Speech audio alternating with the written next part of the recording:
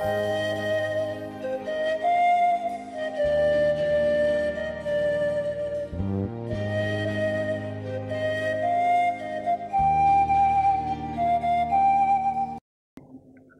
official good day to all of you in church, and those of you watching on YouTube on this little bit cold Sunday morning here in South Africa.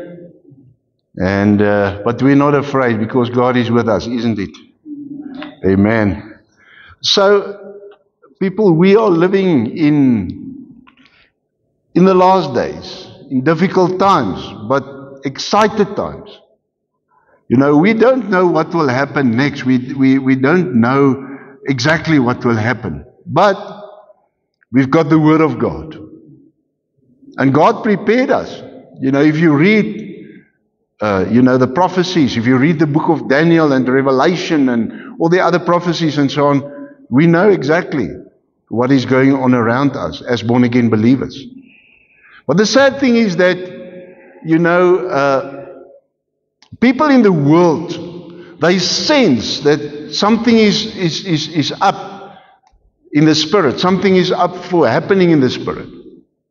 But a lot of, I don't even want to say Christians, because there are a lot of Christians that's just going through the motions and that are busy with religion, but a lot of believers, a lot of us, we are fast asleep.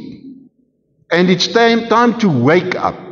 It's time for us to change and to stand in the overwhelming grace of God. Because that is the position where we should be. That is our position of authority. That is where God can protect us.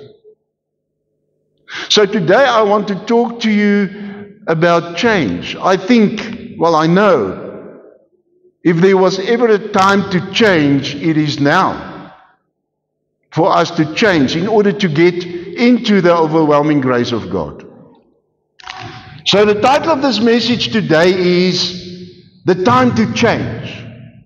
The Time to Change. And I want to read to you out of Proverbs 4 verse 20 to 23. And I'm going to read out of the New King James Version of the Bible. My son, give attention to my words. Incline your ears to my sayings. Do not let them depart from your eyes. Keep them in the midst of your heart. For they are life to those who find them. You see, not to all, those who find them. And health to all their flesh. Keep your heart with all diligence. From out of it springs the issues of life. Our text verse 23, Proverbs 4 verse 23, I'm going to read out of the Amplified Bible. Keep and guard your heart with all vigilance, and above all you guard, for out of it flow the springs of life.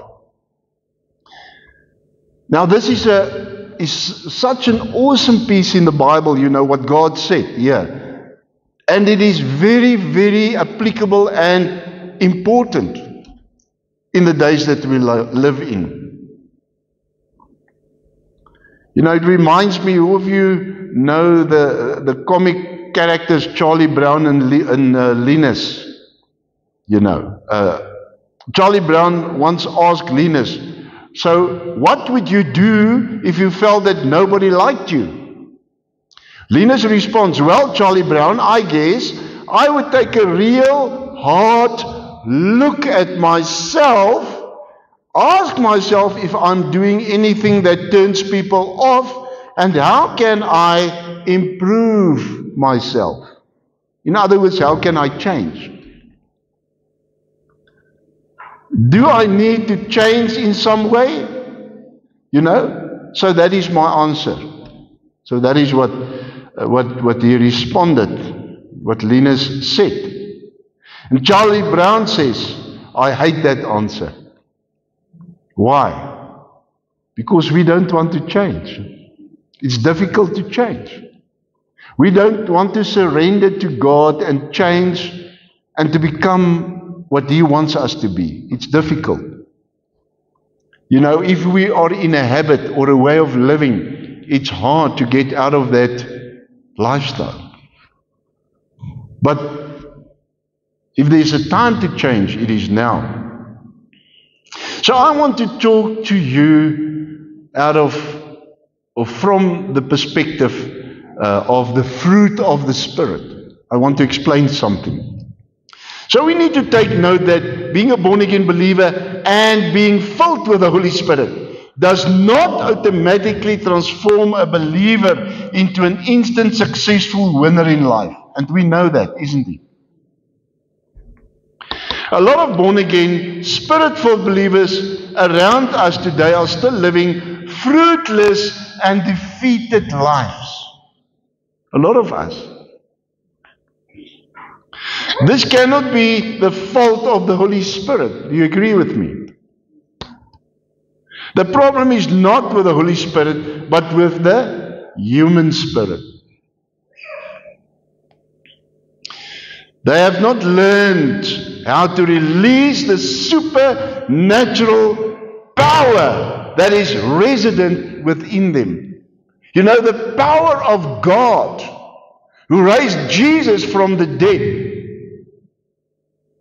is within us.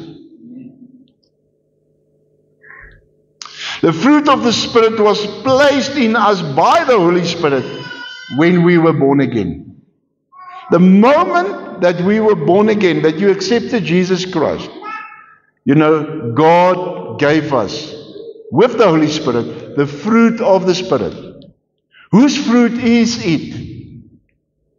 The fruit? Is it your fruit? No. Because I think my fruit and your fruit might be, the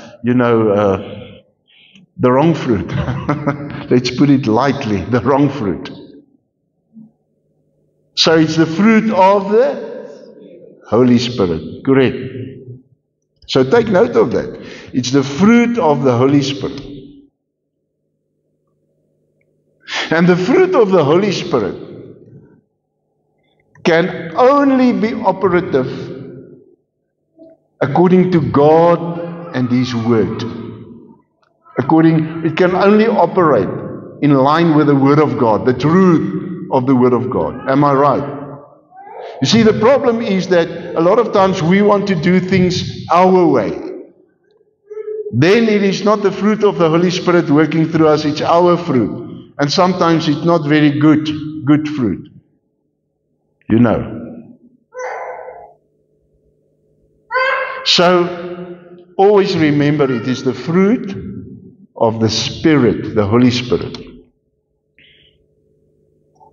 So remember that the love of God is present in and is part of every segment of the fruit of the Spirit. So remember, it is not the fruits of the Spirit. It is fruit. Why? Because it is the nature of God. You know, the fruit, remember I explained that, is like an orange.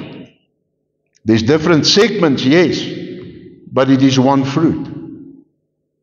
So an orange is orange in color.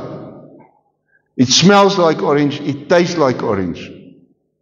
It looks like an orange, isn't it? So that is the fruit of the Spirit. If I can compare it to that, you know, the fruit of the Spirit, it looks like the love of God. It tastes like the love of God. It smells like the love of God. So every segment has the love of God. You understand? If I can compare it that way. So that is the fruit of the Spirit. So once again, let me repeat this. Remember that the love of God is present in and is part of every segment of the fruit of the Spirit. So God is part of the fruit of the Spirit because God is love. You understand? Now, when we look at the fruit of the Spirit, and I'm just laying a foundation, I want to take you somewhere. We read in Romans 5 verse 5 in the King James Version, the love of God is shed abroad in our hearts by the Holy Ghost, which is given to us. So people, now, the moment that you are born again, the Holy Spirit put the love of God in your spirit, in your heart. You know? So the love of God is available to you. It is available. It is not the love of people. You know, once again, in the Word of God, we've got different words for love. In Afrikaans is liefde. In English it's love. In Sotho, leratu. We've got only one word in our modern language for love. But in the Bible there are a lot of words for love. Like sexual love, eros. Brotherly love, filial. But here we talk about the love of God, agapeu love, or agape love. That is the love of God. And that is what we're talking about here. So that love of God is in your spirit when you're born again. So God is available. Almighty God is living within you in His love. If I can put it that way, you understand. So we see here that the truth is that the love of God is present in the born again or the reborn spirit of the believer. God is love. As believers, we are flooded with God, flooded with His love. The love of God was given to us by the Holy Spirit. The love of God is the main characteristic of the fruit of the Holy Spirit, as we said. The love of God is an intense desire to please God. Take note, the love of God is an intense desire to please God. If we can explain what the love of God is in human terms, we cannot really, but you know, it is an intense desire to please God. You know, and to do good to mankind as well.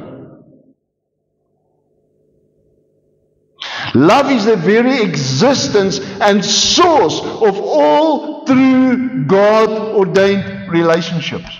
We are here together as a family because of the love of God.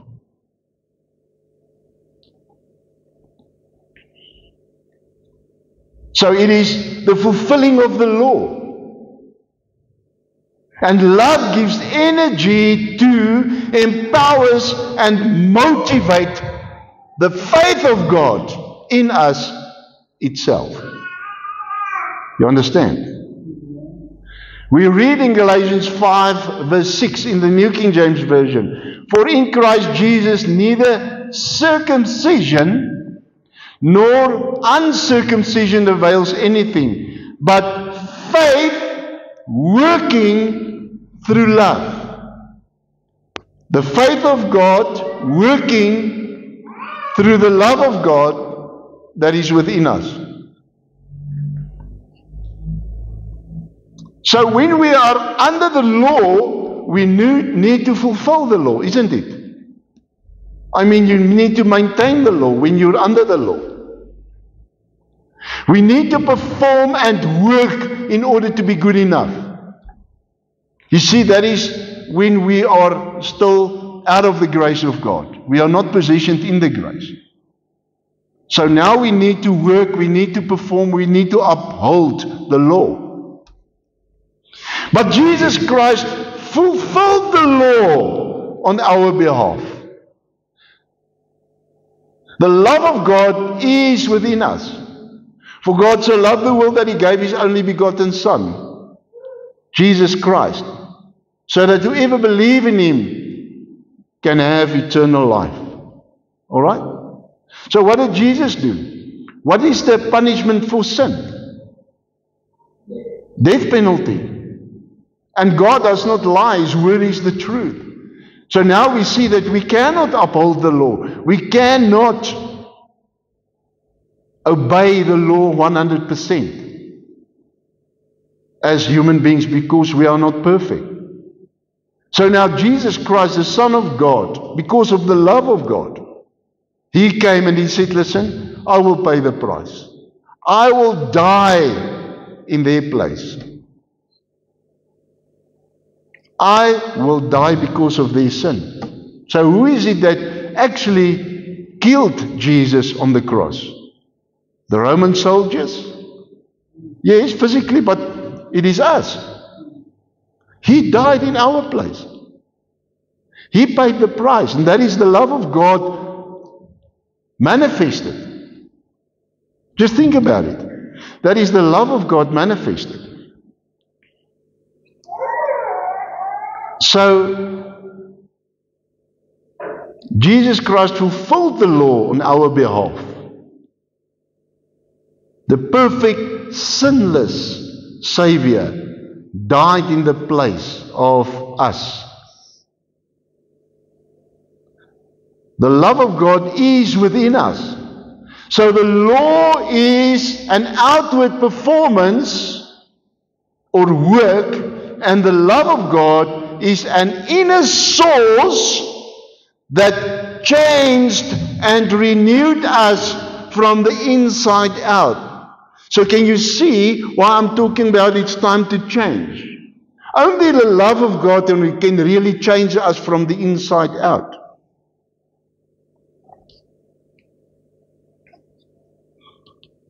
So,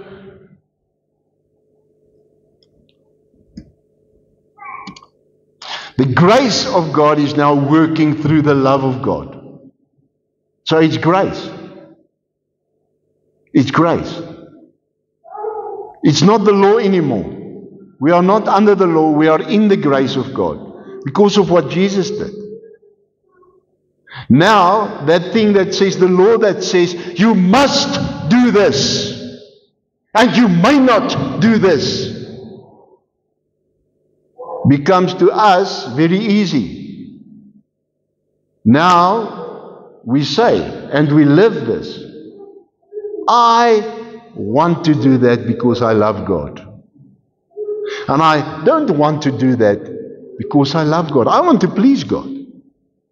And that is relationship. That is covenant. That makes the difference. You understand? If that is not the case, we are busy with religion. Then we put ourselves under the law again. We must be positioned in the overwhelming grace of God. So now, we read in Galatians 5 verse 6, faith working through love. Now, faith working through love. The word working in Galatians 5 verse 6 is the Greek word G1754. The Greek word 1754, and that is the word energio. Say with me, energio. Energio. There you are. So it reminds of the word energy, isn't it? And you know what we want to do these days? We want to drink all these energy drinks, you know. Monster and Red Bull and all that kind of stuff. But the energy that we need is the energy of God. That's not, it's from the inside. Energy. According to the Thayer definition, this word energy also means to be operative, to be at work, to put forth power. So, let's read Galatians 5 verse 6 in the Amplified. Now look at this. For if we are in Christ Jesus, tell me, are you in Christ Jesus? Amen. If we are in Christ Jesus, neither circumcision nor uncircumcision counts for anything, but only, say with me, only. Yes, faith activated. See, there's the word. Energized and expressed and working through love. It means that faith is activated, expressed, working, energized, operating, and put forth as power through the love of God. We need to understand that faith is a force and love is a force. Say with me. Or let's do it this way. Look at your neighbor. Let's wake him or her up. Look at your neighbor and say, hello neighbor. Daniel, you must tell Manla, hello neighbor. How are you? Are you awake? There you are. Tell your neighbor, tell him the following. Faith is activated through love. It is energized, expressed, and working through love. The love of God. Tell your neighbor, faith is a force. Love is a force. Right. Thank you. So, the faith of God is a spiritual force. The love of God is a spiritual force. Take note. Know that. Let it become revelation, knowledge to you. Faith and love are spiritual forces. So when we read John 7 verse 38, it tells us, he who believes in me, as the scripture has said, out of his heart will flow rivers of living water. Out of his heart will flow rivers of living water. Now, does it make sense when God tells us that we must guard our heart with all diligence? You understand that? Our text verse. Guard your heart with all diligence. When we read this scripture, out of his heart will flow, say with me, flow, rivers of living water. Right. So forces will flow. If you open the tap at your home, the more you open it, the more the water will flow. Sometimes with a force. All right? It will flow with a force. So spiritual forces will flow like rivers of living water out of the heart of the believer. Just open up and allow the forces of life to flow from your spirit. It is in your heart, in your spirit. You see, God does not take your will. You can make a choice to open the tap so that the water can flow. The same way that you can choose with your will to open up so that God can take over, that the spiritual forces of God can flow. You understand that? It starts with a choice. So, it is in your heart, it is in your spirit. Love is it is the fruit of the Spirit. But it's not only a fruit. It is a force. It is a force. It is a very powerful force at work. It is God Himself, because God is love. It is God at work. It is God within you. The love of God is shed abroad in our hearts. So it is a spiritual force. It is a force of life that flows out of your heart as a born-again believer when you allow it. Let's once again look at Proverbs 4 verse 23. Keep and guard your heart with all diligence, and above all that you guard, for out of it flow the springs of life. That is in the Amplified. In the New King James Version, keep your heart with all diligence, for out of it spring the issues of life. Say with me, issues. Now the word issue, according to the Webster Bible Dictionary, means to pass or flow out, to run out of any enclosed space, to proceed as from a source, as water issues from springs, blood issues from wounds, sap or gum issues from trees, light issues from the sun, to go out, to rush out, to send out, to put into circulation, to send out, to deliver from authority, to deliver for use. That's according to the Webster Bible Dictionary. So the fruit of the Spirit is the force of life. The fruit of the Spirit is not just fruit, but also forces of life. Supernatural forces of life. Spiritual forces of life. Alright, now I laid the foundation. You've got it. It makes me excited because it's available to us, isn't it? So it's time for us to change, to allow the love of God and the fruit of the Spirit to work through us, isn't it? So, but now, we first just need to stand still for a while, because we also need to understand this. And I want to talk to you, and I want us to look for a moment at the works of the flesh. And then everything will make sense to you. The works of the flesh. Alright? Say to your neighbor, the works of the flesh. We know and see around us how evil abounds in our world today, isn't it? Everywhere.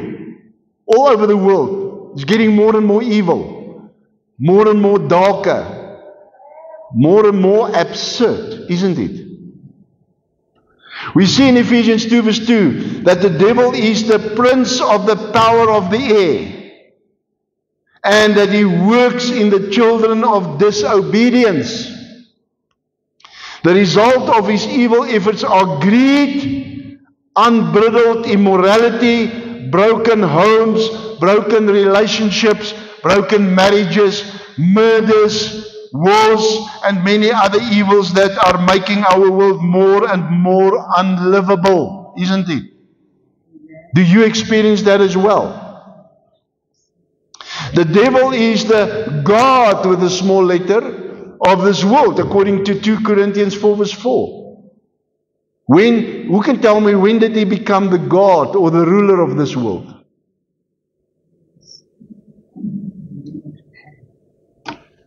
Who can tell me?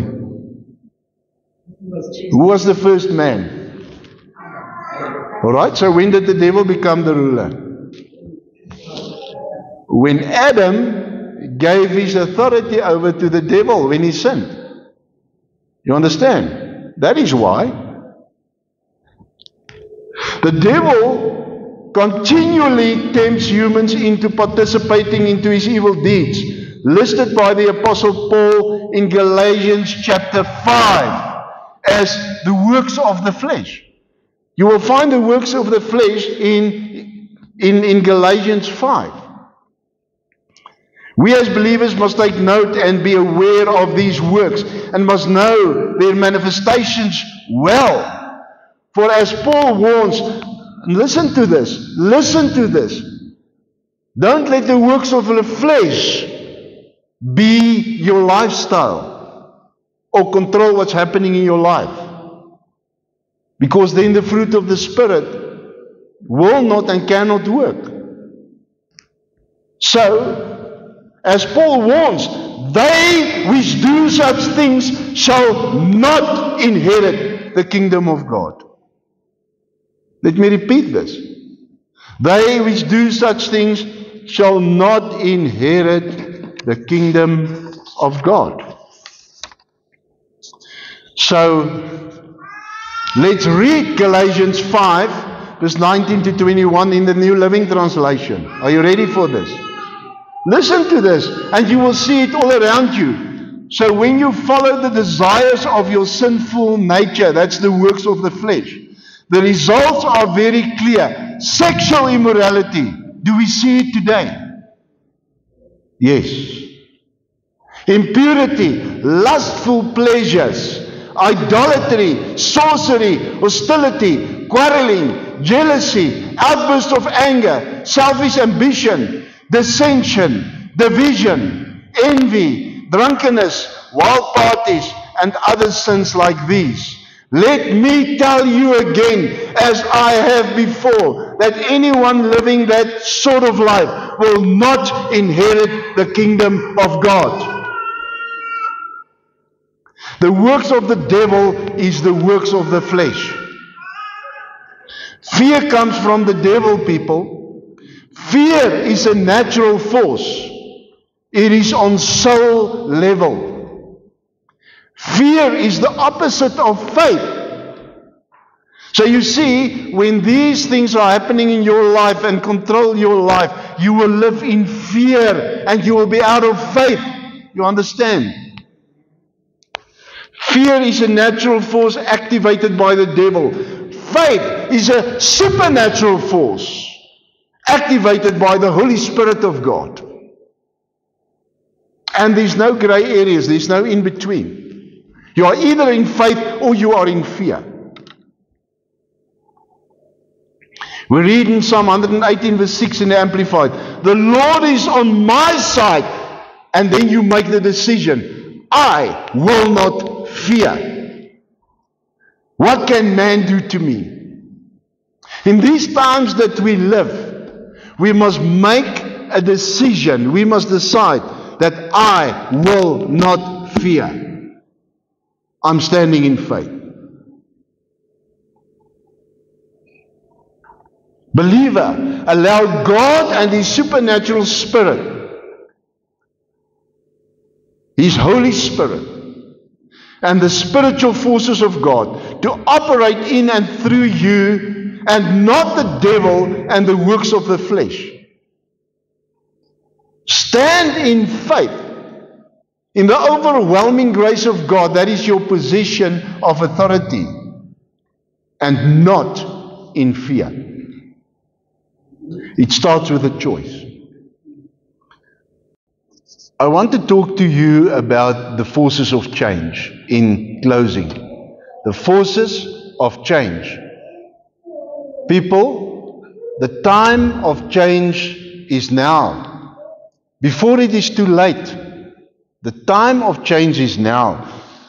So, once again, we read in Proverbs 4 verse 23, keep your heart with all diligence, for out of it springs the issues of life. The issues of life springs out of your heart. Now,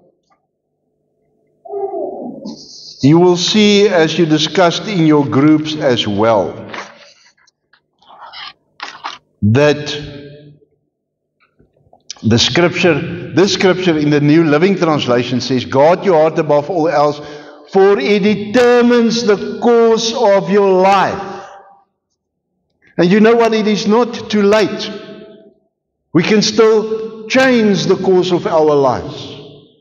And allow the Holy Spirit and the love of God and the fruit of the Spirit, the forces of the Spirit, to do it in a supernatural way. So, keep your heart with all diligence, for out of it springs the issues of life.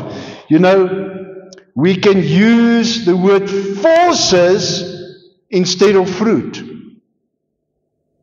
In Galatians 5 verse 22 to 23.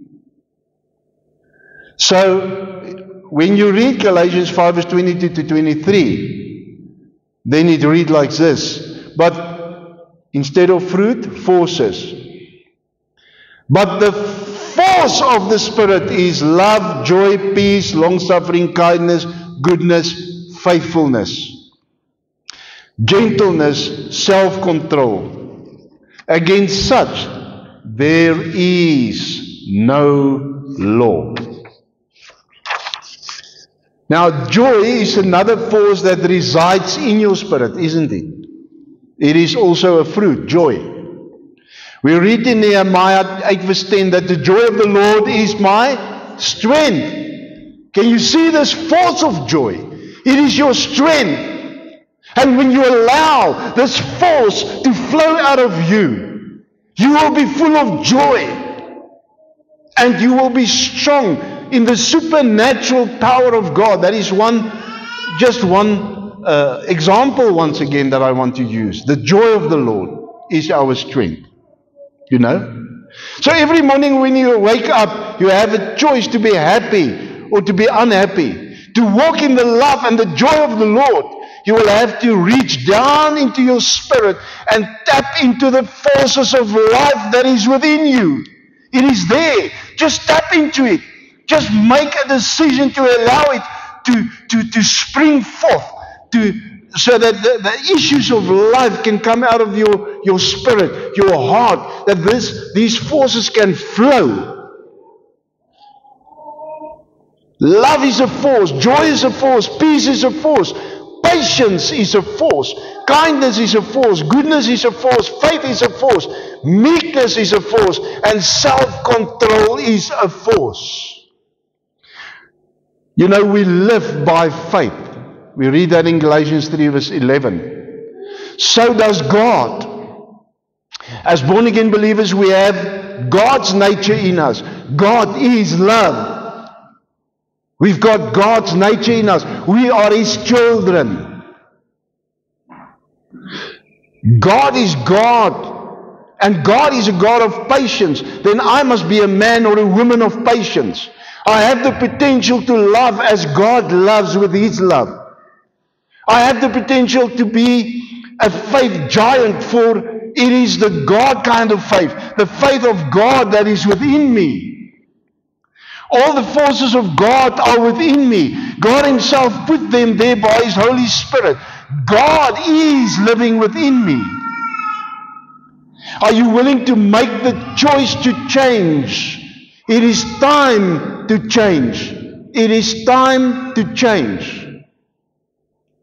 Child of God, the force of change is living in your spirit. The force of change is living in your heart.